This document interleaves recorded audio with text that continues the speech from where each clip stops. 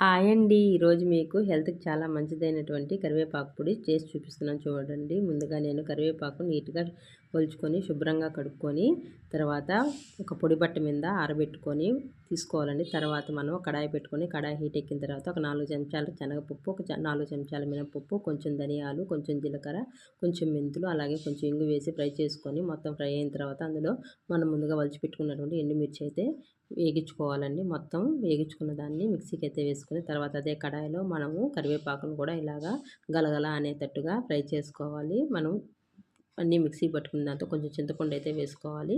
మనం తర్వాత అదేవిధంగా కరివేపాకును కూడా మిక్సీకి పట్టుకోవాలి. మిక్సీకి పట్టుకున్న తర్వాత ముందుగా మనం పొడి కూడా వేసుకున్నాం కదండి, మొత్తం ఇలాగా కలిపేసుకొని రెండు కలిపి మిక్సీకి పట్టుకోవాలి. ఫైనల్గా అందులో తెల్లగడ్డ అయితే వేసేసుకోవాలండి. అంతేనండి, కొంచెం ఉప్పు అన్నీ యాడ్ చేసుకోవాలి. అంతేనండి, సింపుల్గా చేసుకోవచ్చు. మీరు ట్రై చేయండి. అలాగే మన ఛానల్